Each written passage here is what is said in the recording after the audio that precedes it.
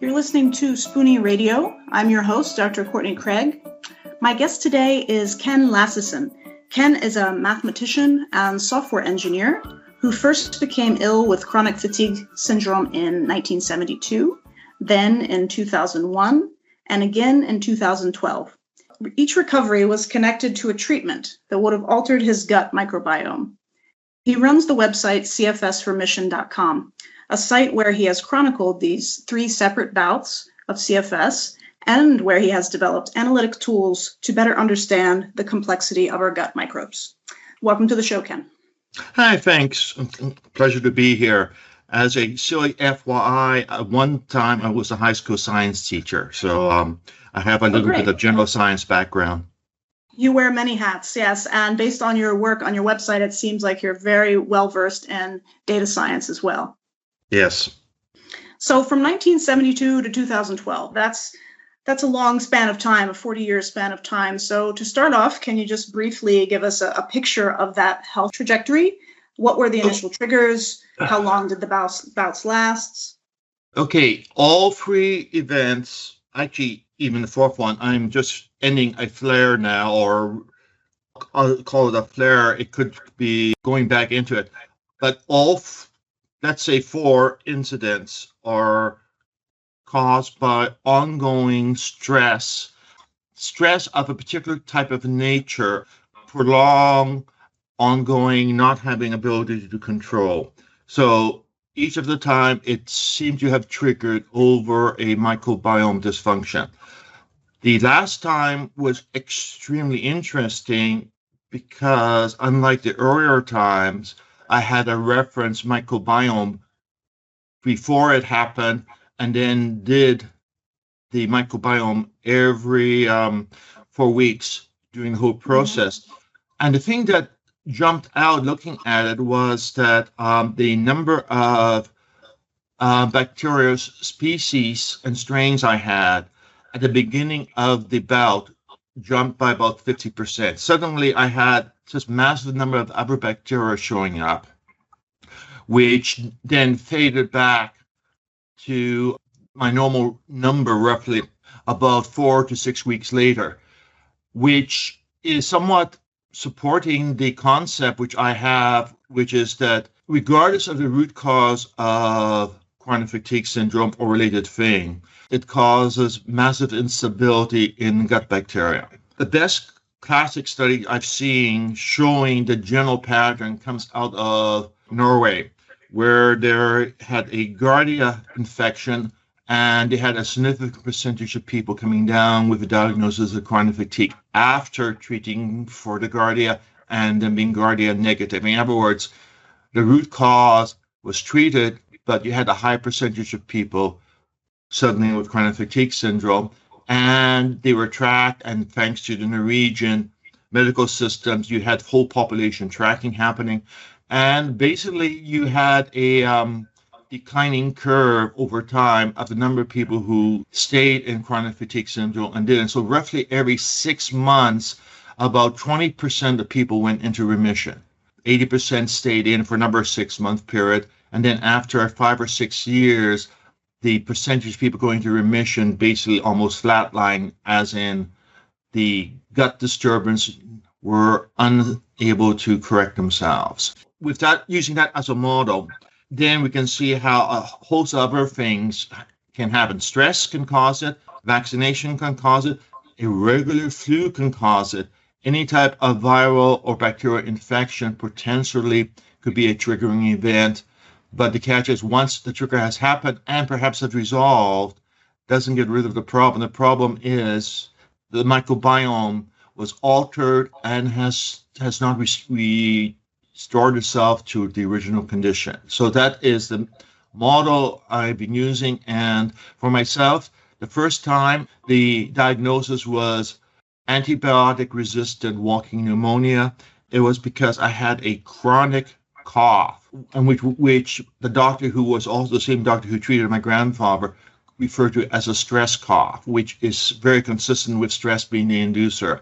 And so it was rotating different antibiotics, strong advice to avoid stress, which meant I changed from doing triple honors to doing a major. And then instead of going on to doing a master's or PhD, I went into teacher education and taught high school for years.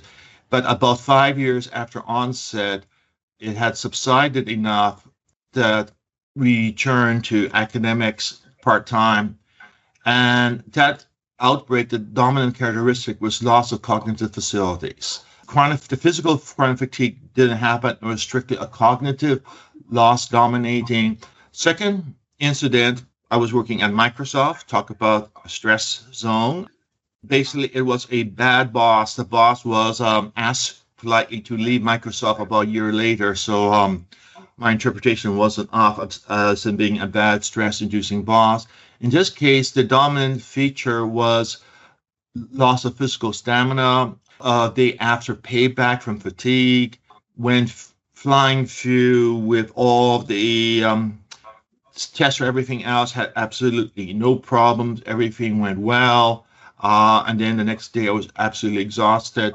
My MD had seen me for a checkup 2 weeks before the onset and then 2 weeks after. And as she remarked to me, she was the first, she had dealt with chronic fatigue patients before, but she was the very first patient who she had actually seen before and after, who has seen literally a dramatic change happen in the space of 4 weeks from one degree of fitness and energy to a totally different state. So it was very informative of her.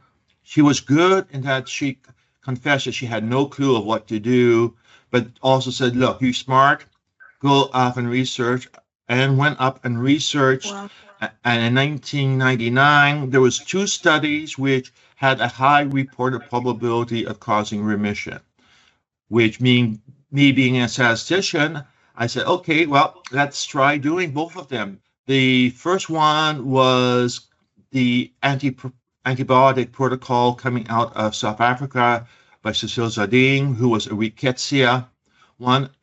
Her model came from the Pasteur Institute for Tropical Medicine, which her father was working at, and she remembered this type of problem with when a friend of hers came down with the same symptoms and said, wait a minute, I know that pattern, and I remember the treatment that was used. And it was successful in causing her friend's chronic fatigue submission to go into remission.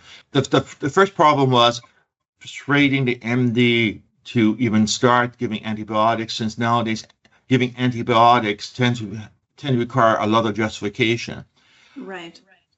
My success in persuading her to be willing to start was saying, look, you prescribe long-term antibiotics for acne.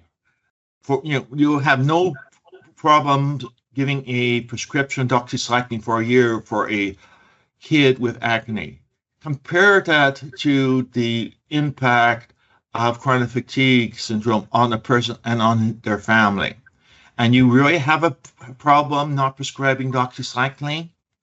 And I take heart to that because I was that teenager prescribed doxycycline for years for skin conditions. And I think that was a big trigger in kind of initiating my own diagnosis in CFS. So, yeah. Zardine's protocol was no more than 1 or 2 weeks on it, and then you rotate. The rotation, everything else, I looked at some few of the statistical models available, then there's a lot more now. It absolutely made sense, the rotation, because other studies as being shown to be the most effective way of altering bacteria, both infection bacteria and other types of bacteria is doing the rotation. So that was the procedure to start. The second one came out of Chemex Labs in Phoenix, Arizona. They were a lab that specialized in treatment of infertility. So that's an interesting spot for it to come from. Mm-hmm. And what had happened was Dave Berg had noticed that a lot of the doctors he dealt with, and most of these were people who were having problems conceiving, the blood test showed that they had coagulation issues, so they went on low dosage heparin, which resulted in them conceiving. But he kept noticing that the doctors mentioned that, by the way, my patient's chronic fatigue syndrome or fibromyalgia disappeared while on the treatment with low dosage heparin. So he proceeded at his own expense to do a study and found that 80% of people with chronic fatigue syndrome have some sort of coagulation defect as part of the formula. Result was I went on low dosage heparin, done actually first by needle, but then sublingual with ordinary heparin rather than the expensive low molecular weight one. That helped, and basically recovery time in that case was just over a year instead of 5 years. The third time I was over at another software company by the name of Amazon. Cough, cough, cough. And not that Amazon has any reputation for stress. Again, it was a combination of bad boss, bad group dynamic. Once it hit, which I delayed the impact work-wise because I was doing all of these standard treatments. But I also noticed there was a new symptom appeared, which I had not experienced before, which was gastrointestinal issues. Contacted first a MD who specialized in Lyme, but he was pretty booked up, but he had an associate, which was a naturopath working with him. So ended up going to her. She wanted to protect herself about the prescription of antibiotics, so we did a Lyme test. I had sufficient positive results on the Lyme test, and I won't go over to the accuracy of Lyme test results discussion, which is a whole... that's a whole nother interview. Oh, yes. However, that provided her the rationale. And then I sat down and we worked using Jardine's protocol, just like which antibiotics to use. However, at the same time, my wife unfortunately happened to have come down with atypical Crohn's, and we happen to have a supply of Mutaflor in-house. So in my rereading all the literature on chronic fatigue syndrome, which I think I've done 4 or 5 times in my life, a lot of reading there, and it's getting worse every year, came across a 1998 study from Australia where it found that there was distinctive microbiome shifts, one of which was the disappearance of E. coli, bifidobacteria, and lactobacillus was a signature, and then overgrowth of others. I sat down and looked at Jardine protocols, the antibiotics, and found that, wait a minute, guess what? That set of antibiotics generally had no effect on the ones which were undergrowth, but did affect just about all of those that were overgrowths. And the light just went on to saying, wait a minute, her treatment is correct, but her model may be incorrect. It may be a pure microbiome function. And then started with the Mutaflor, other things to address the microbiome dysfunction, assuming that was the best explanation. That took me about 6 months for recovery. Wow, that's quite a story. And for our listeners, if you go to the podcast link over on my website, you will see the show notes, and I will link out to all of those studies that Ken just referenced to. That's really interesting. So my question, though, is, and I think a lot of our listeners will have this question, that I'm a CFS patient, but I don't have any digestive issues. I don't have any gastrointestinal symptoms. Do you believe that a lot of these classic CFS symptoms can manifest then in the absence of an overt gut problem? Absolutely. Okay, my reasoning is very simple. I had 2 incidents with no gut problems. The third one it did, which caused me to revisit the research because I was ignoring anything dealing with gastrointestinal because I didn't have any, simple, direct logic. But as we understand the gut bacteria, one of the main thing it does, it produces metabolites. If it alters, the metabolites floating around alter greatly. One of the recent research papers dealing with Alzheimer's, I sort of chuckled at because for my Amazon incident, my treating physician was not believing in chronic fatigue syndrome. I finally persuaded her to send me to get a SPECT scan. The SPECT scan report came back. She looked like a deer in the headlights, as in dumbfounded and totally at her wit's end. The SPECT scans radiologist read my brain scan as being early Alzheimer's, which simply means somebody presenting with the appearance of Alzheimer's before age 65. Recent studies with Alzheimer's has made a major implication for gut bacteria in terms of the rate of progression of Alzheimer's. For myself, I interpreted those clinical results as saying that my metabolites being reduced by the altered gut bacteria basically triggered something that looked like Alzheimer's. But once I corrected it, it's auto-corrected itself inside the brain, and I do not have early Alzheimer's or even Alzheimer's now that I'm old past the magic age of 65. The metabolites impact, it can be horrendous because it can affect things like brain fog, it can affect things like high blood pressure, it can affect a ton of things, none of which would present itself as a gastrointestinal issue. That's right. And I think also the average person is going to be stuck on this kind of germ theory model of one bug, one problem.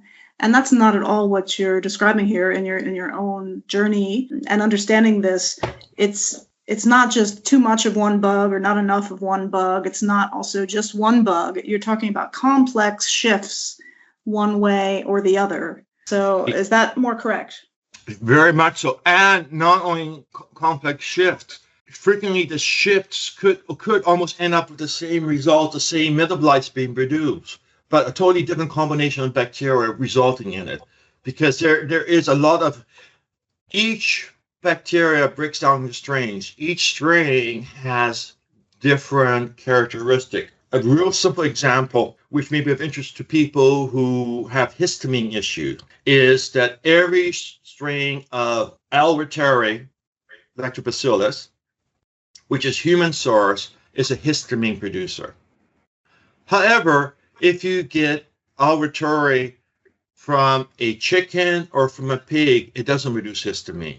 So in other words, the same species will produce different sets of metabolites, and only when you go all the way down to the very bottom strain level do we actually can determine that, wait a minute, this is a histamine producer, this is not. They're the same species, but different strains. Mm-hmm. And that's where a lot of the complexity comes, is it's having to walk several layers deeper than traditionally has been done with dealing with bacterial infectional alterations. You have a whole stack of things that could be involved, many of which interact with each other. So it just becomes an interesting case if you're trying to approach it the traditional way. And for myself, I fortunately have been trained in data science and artificial intelligence. So I went and applied my skill and said, wait a minute, this is a solvable problem. Not an easy problem, but it is a solvable problem, and went off in that direction.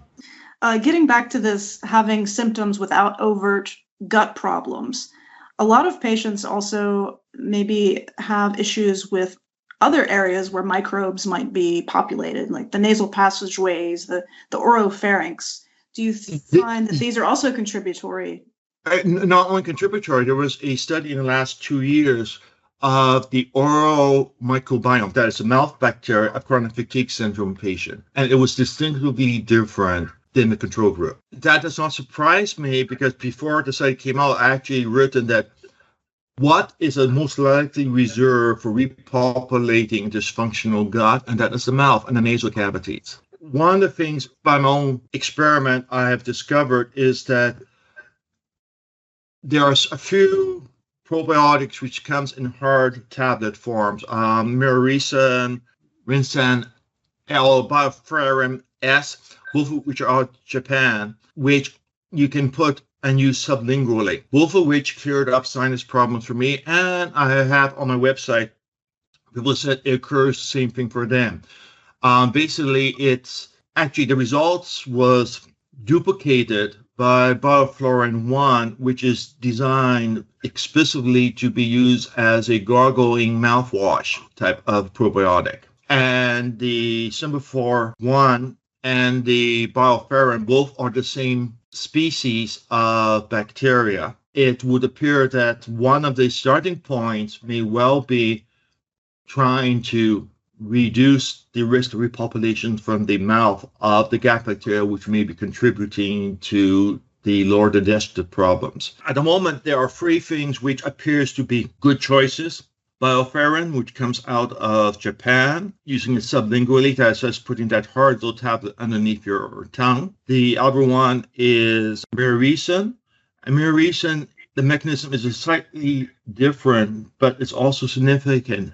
Myricin produces butyrate. Butyrate encourages the growth of a human antibacterial compound called LL33. LL33, they found increases greatly with people with gingivitis.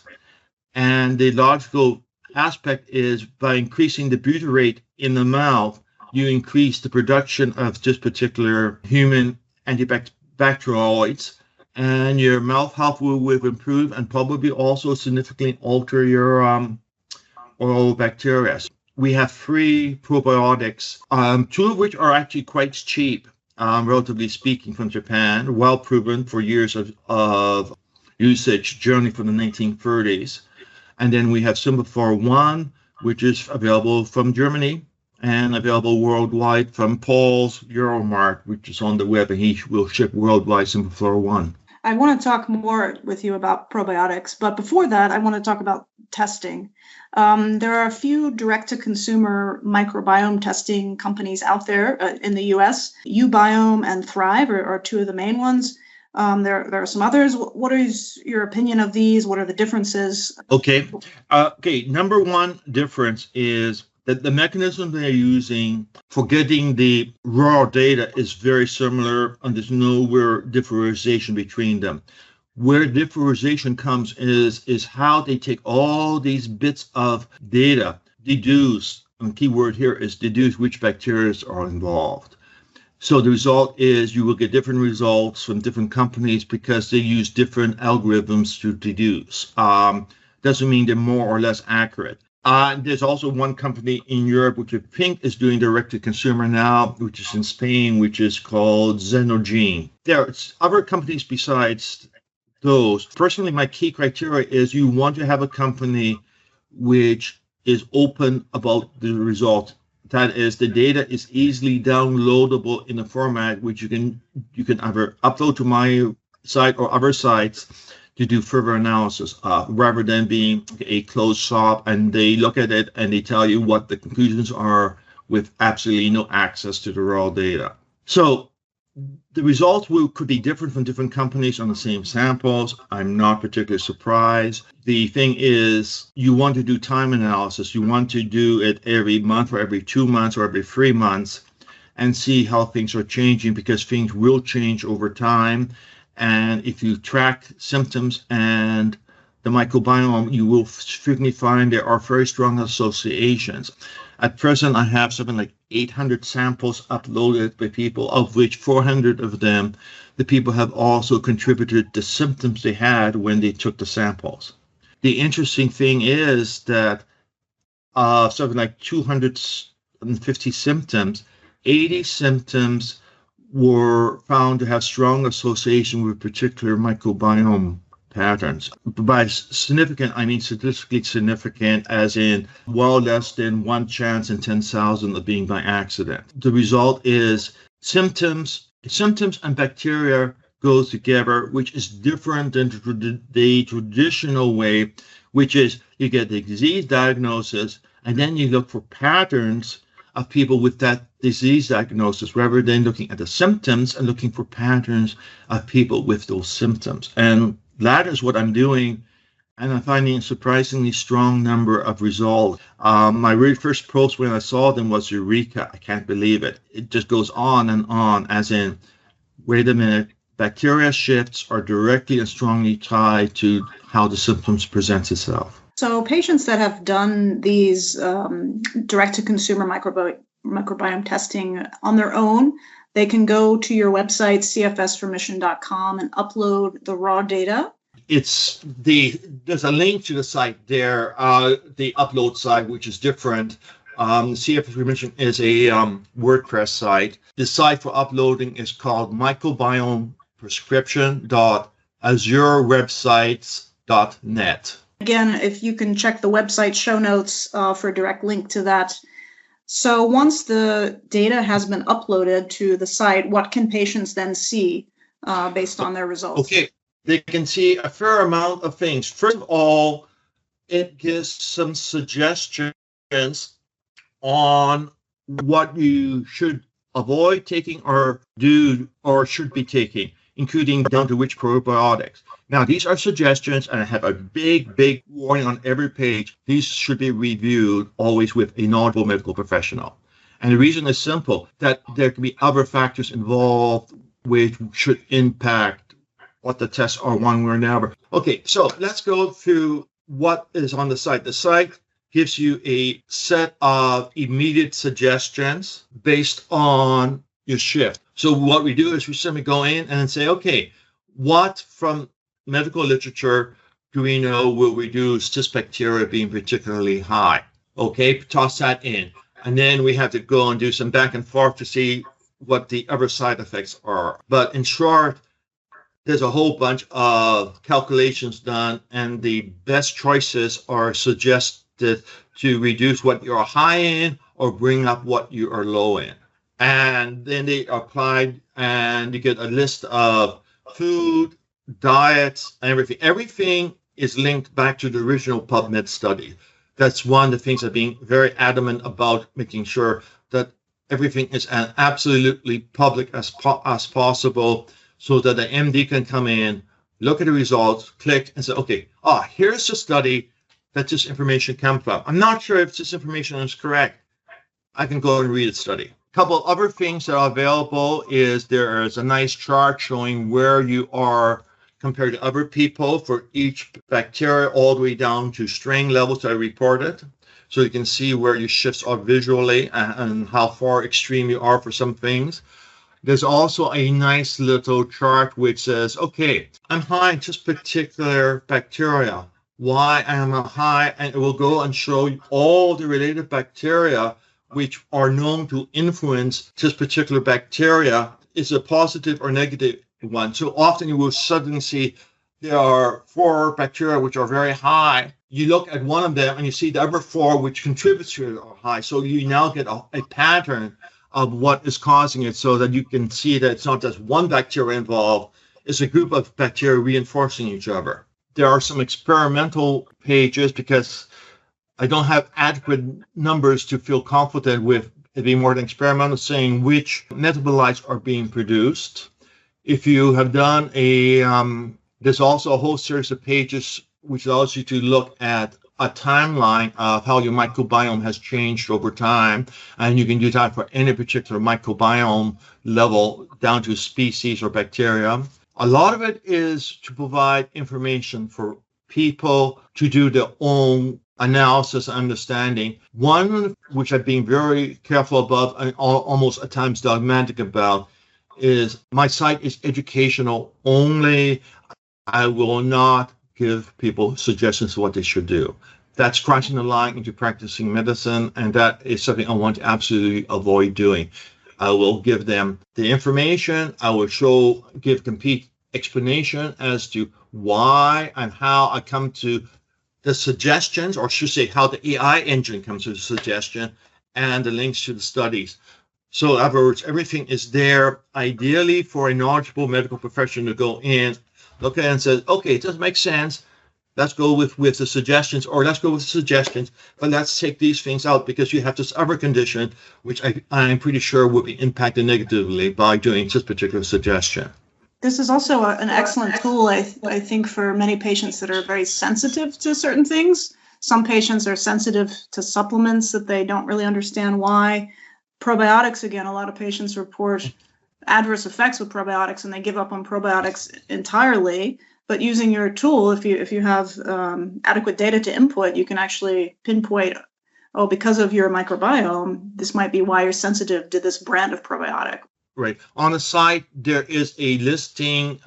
It will also list which ones are histamine producers and which one are known lactic acid producers, both of which are subsets of people who are very sensitive. So the purpose of it is to trying to figure out which probiotic you want to take, look through that list and say, okay, just one isn't a histamine producer, just one isn't a D-lactic acid producer. I have problems with both of those. I will avoid it or I will take it. The main purpose is to make life much simpler for people to figure out which ones they should or shouldn't have been taking. Unfortunately, most probiotics are tossed together by marketers as to which species go into there. Some of them basically tries putting in everything as a universal cure or to advertise we have more strains and species than anybody else does, so buy us, which is not really the correct way of resolving what is the best probiotic. And that brings up another idea when you talk about treating this or doing something to shift the microbiome. Do you take kind of an umbrella approach, the kind of these global truisms we know about diversity, or do we want to instead be as precise as possible and hone in on specific species and specific metabolites?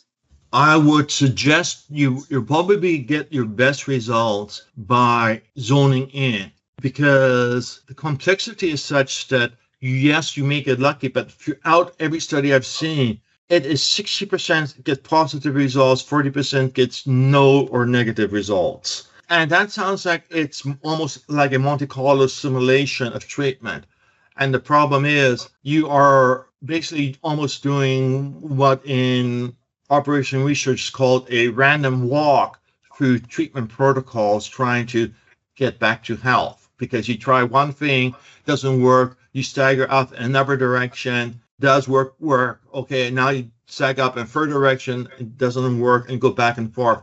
So it ends up being random. What I've tried doing is build an AI engine that works on fuzzy logic, because the information is fuzzy, but with optimizing the probability of success. In other words, it's trying to stack the deck so that everything you try has a much higher probability of being successful than of having no or negative effect. Now, with this tool, you mentioned you have 800 uploads of people's samples.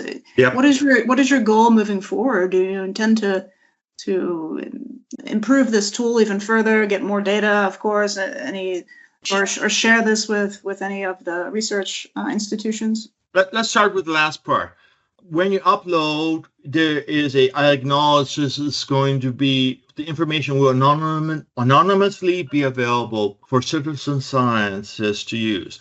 All of the microbiomes which are being uploaded are available free of charge for download by anybody who wants it, including with the symptoms associated. There's no personal identification information there, but the microbiome and the symptoms are there, so that any researchers can grab the data.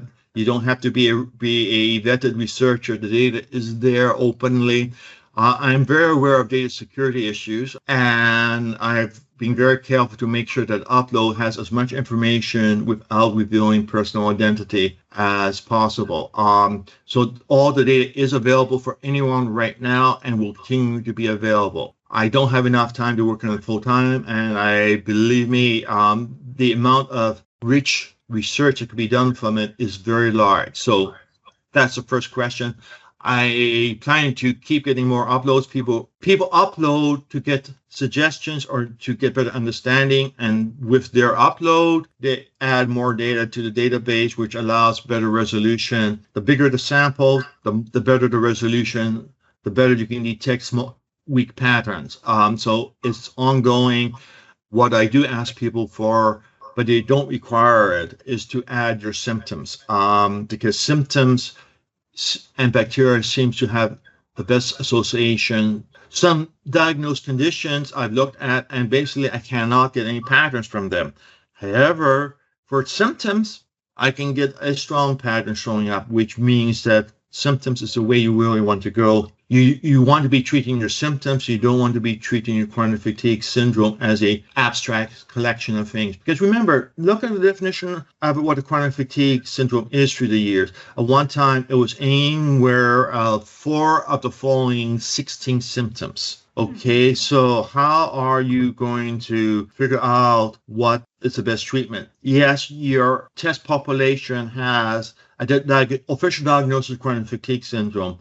But with 4 out of 16 symptoms being the criteria for inclusion, you get a real mixed bag of symptoms being involved. If, on the other hand, you flipped over and restricted it to people with specific symptoms, you will get far stronger results. At least everything I've seen suggests that you will get far stronger results when you focus strictly on symptoms rather than on the official ICD diagnosis. And this AIA model that you have established, do you know of anything similar in other diseases? In terms of dealing with the microbiome, yes, as in there have been recent papers with journal coming out of a university environment where they have been very successful predicting certain diseases from the microbiome analysis, not in treating it, just simply as in given a bunch of samples, they have an 80 or 85% success in separating those with this specific condition from those who are controls. Okay, we need better accuracy then, it seems, but I feel like this whole approach is the way that things will be moving forward, and we'll see this more in other disease states. So it has the potential to not just affect the CFS community, but many, because we're learning the microbiome is involved in so many disease processes. The second largest group of people who I've been corresponding with are people with autism or kids with autism, which is sort of interesting because the impact on microbiome is very well accepted in the community. Alzheimer's, the research is there, but the general Alzheimer's community is still dealing with the older discredited science explanation as to brain plaque as being the cause. Well, I am certainly going to go over and upload my data. I have some uBiome data that I have from a while ago to contribute, and I encourage all of our listeners, if you have this data available to you, to contribute it for your own amusement and analysis, but also for this larger project which Ken has created here. You could just fill us in again on where listeners can go to upload the site, and again, your blog to read about your different projects. Main site dealing with chronic fatigue largely is cfsremission.com. It has currently about 1,300 posts. If you search over it, you will find that I deal with specific things in depth, and almost all my posts links all back to the original PubMed or other research studies. For example, this morning, I just did a quick update on brain fog. And the update was I simply enumerated the possible sources for brain fog, because brain fog is a vague term and there's actually at least 6 different causes that could be contributing to brain fog. I just thought it'd be good to enumerate them so people will know what they may want to have their physician test for to see if they can identify the root cause. The site dealing explicitly with microbiome is Microbiome Prescription, one word, .azure, A-Z-U-R-E, website.net. It basically tends to be very friendly. There's a bunch of pages which you can use without doing an upload. For example, there is a page which lists which bacteria are known associated with certain medical conditions.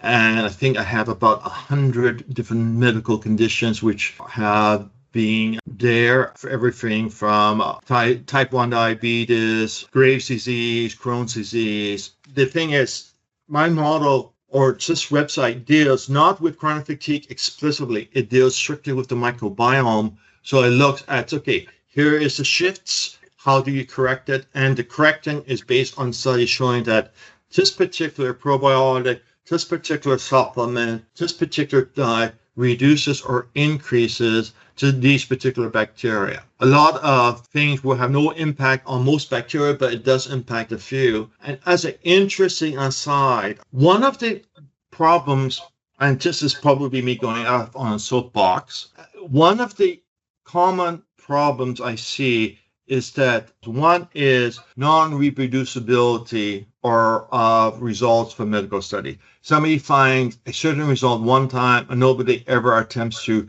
reproduce and publish the fact that it was successfully or unsuccessfully reproduced, which is a major problem. It's contrary to the basics of science.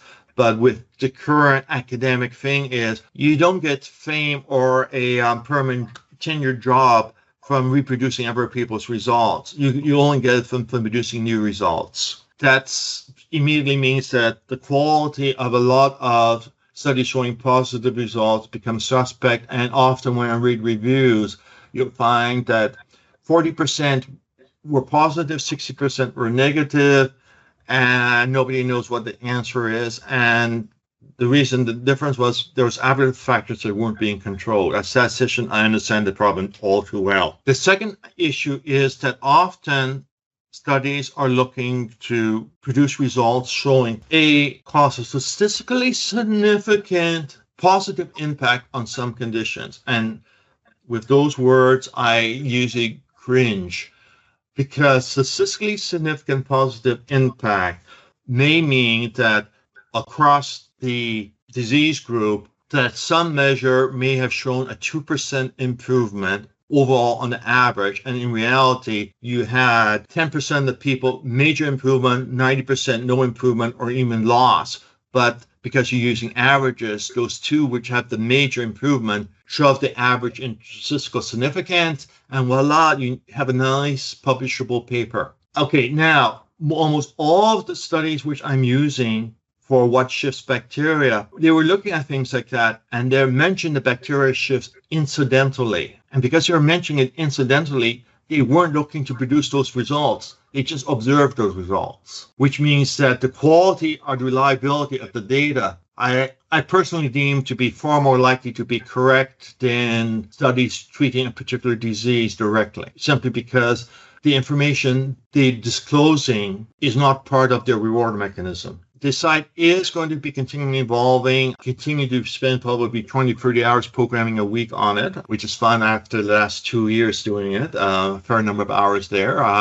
It's going on. I have made it clear that it's not HIPAA compliant. I do have a couple of physicians who are regularly using it, but all of them happen not to be in the US, so they don't have to worry about HIPAA compliance. The main thing is it's educational, and the goal is to give information which is being filtered, focused, with 100% display of the source of the data, so that there's no magical waving of hands. And you know that every piece of data is coming from a reasonably reputable study, which is being accepted for PubMed or elsewhere. What is your opinion about fecal transplants as a therapeutic option, given all that you've learned through this project? I'll say it's very good, but we are still in early days in the art of doing them. There are multiple issues involved. One gal who I've corresponded with in Australia has had something like 10 of them. Every single time it resulted in remission for a month or so and then relapse. The problem is basically a couple of things. First one is the microbiome and your DNA are tied together. They are strongly associated, which means you have the classic problem of organ rejection when you do a fecal transplant. Basically, your DNA may basically say, this is too foreign a microbiome for me to accept and proceed to get rid of it. That's one of the most interesting aspects, and we have not seen very many studies dealing with DNA to microbiome there, and it would be a interestingly complex things. I would say if you have opportunity to do so and you have chronic fatigue syndrome and everything else has failed, yes, I would do it more as a last resort, because it could get very frustrating going into full remission for 6 weeks and then slipping back in. Yeah, absolutely. My preference is, okay, if you have a very cooperating MD, my preference would be to go on to a microbiome alteration pattern. And that is first get your microbiome done, see suggestions, sit down with the MD and cream the best suggestions from there. Try them faithfully, keyword faithfully, for 4 to 6 weeks, and then get another sample done and see if your microbiome had shifted. If it has shifted in a positive manner, then you have positive evidence of improvement in a objective method. One of the problems with chronic fatigue syndrome is you are pretty bad. You take something, you improve. 4 weeks later, you have forgotten how bad you were. And the result is you stop taking it because it doesn't seem to be helping. Cough, cough, cough, it helped. But you've forgotten that it has helped or how much it has helped. With the microbiome, you have a objective measure coming in every time, and you can see whether or not you're making progression. Now, the path isn't a straight path. When you shift things one way, something else may shift up. Symptoms may change, but then you simply repeat it again. The first couple of levels, I would suggest doing it without any prescription drugs. If you have no major success after 4 to 6 tries, then take a look at if any particular antibiotics are strongly recommended. What I found amusing is that when I looked at some of my samples from my last fair, when I have been in the relapse, the antibiotics or probiotics suggested were basically the ones which are commonly suggested in the literature for chronic fatigue syndrome, which means, okay, well, there is a consistency there. If the predicted what you should take to improve things and what the literature reports as improving things line up, then we may have consistency between the two approaches because both of them are independently done but with the same results, improvement. Thanks for listening to another episode of Spoonie Radio. Be sure to subscribe over on iTunes, and for all show notes, go to drcourtneycraig.com/podcast. Until next time.